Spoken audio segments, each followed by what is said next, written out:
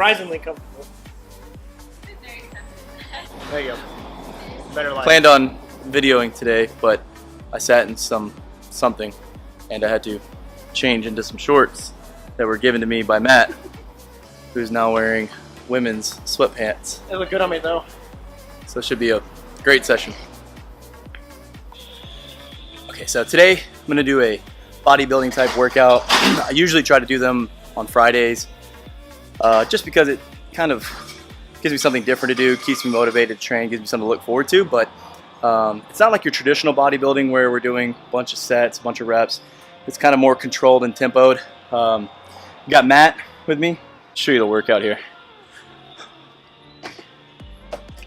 Workout for today. We just finished this warm up. We're gonna hit this bench press and some more upper body work here, mostly focusing on kind of the push-pull type exercise. Usually on these days we finish with something real short. Today the class work is Diane, so it kind of falls in perfectly. It's got some pulling from the floor and some handstand push-ups, so it should be a good little workout. Something different than our typical CrossFit workout, so anybody that maybe follows the channel that doesn't do CrossFit can probably relate to this a little bit better, so check it out.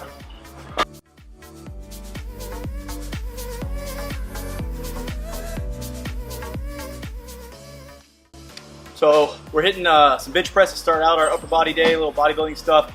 We're doing 5 sets of 10 at 60%. We are CrossFitters, don't be expecting anything major from our bench press. But 5 sets of 10, start off this 12-week cycle. We're trying to get some volume in. So even though bench press isn't something that we do a lot in CrossFit, but horizontal pressing is really good for you. It's something that we should always do, but sometimes the setup people do, and sometimes people do too much bench press, they don't do it right. Here's a couple things that I like to do whenever I'm bench pressing. One is make sure that my feet are flat on the ground, heels are putting all the weight through there, I'm squeezing my glutes. When I set up, I roll the bar all the way to the floor of the J-cups here. I set my hands up where I want them to be, and then I tuck my shoulder blades underneath me and bring my feet back. This puts my shoulders in a healthy position, so whenever I'm actually going through the range of motion, I'm in a good position, my shoulders are healthy or safe and gonna stay healthy. Whenever I lower down, I'm keeping the elbows in, trying to break the bar in half. When I press up, I'm trying to pull the bar apart.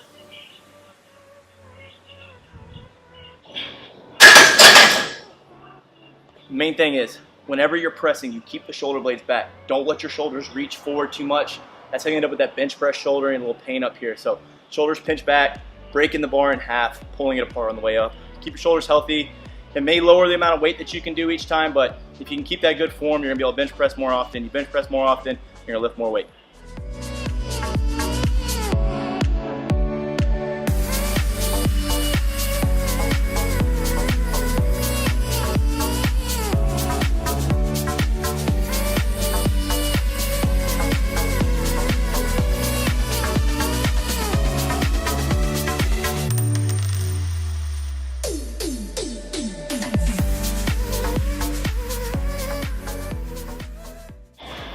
CrossFitters get a lot of crap for kipping pull-ups and whatnot, so today we have strict pull-ups.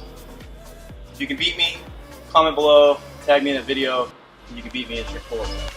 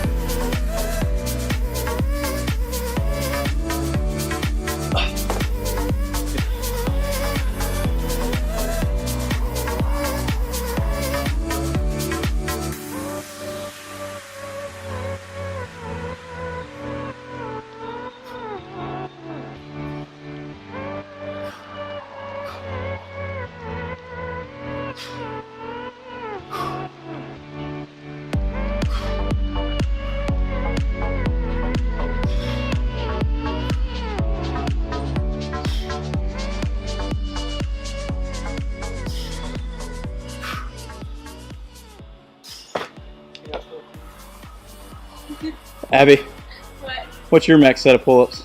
I think 18 too. Damn it. All right, so a lot of times on dumbbell bench press, since it's kind of individualized, people try to go too heavy on the dumbbell bench. Well, technique is still important, but the biggest thing about dumbbell bench is that you want to move fast. If you always are training to be slow because you're trying to go so heavy, you're going to be slow. So the dumbbell accessory work should be used to go fast. Control the negative, push up fast.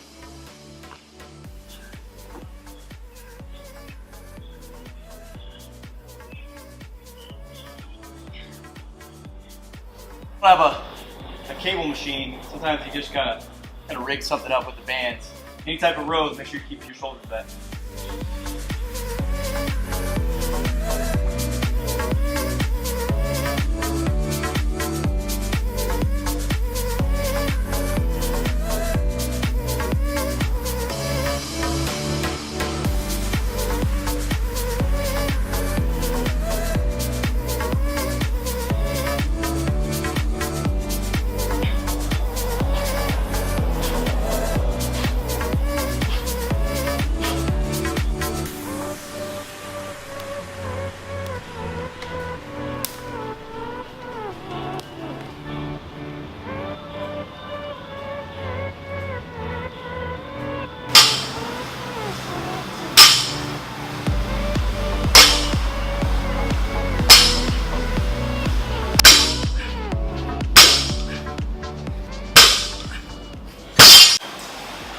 Okay, the Metcon for their conditioning is, well, hold on because I'm gonna wait for this bike to finish. I can randomly get a text message from nobody, or just a random number, and on your phone it'll be me or somebody else.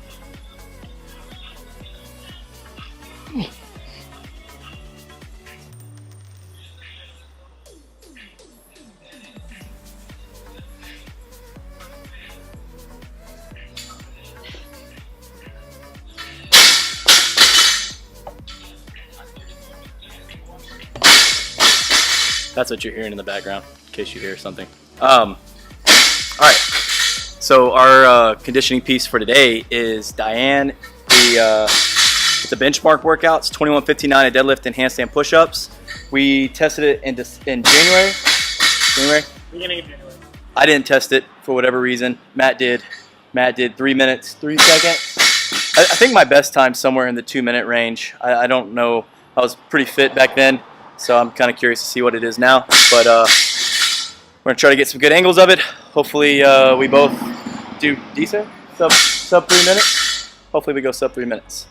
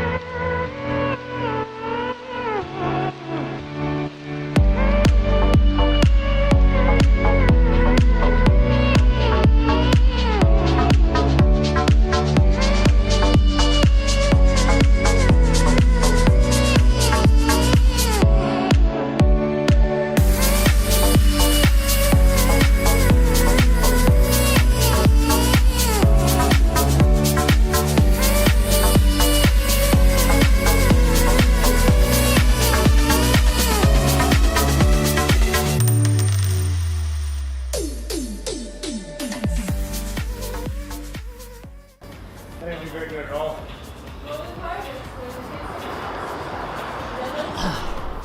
Okay. What'd you get, 230? I finished 242. So that was pretty bad. No, I didn't do good. It was fast. that hurt in my hamstrings and butt way more than I expected it to. And I was breathing way harder upside down than I usually do. I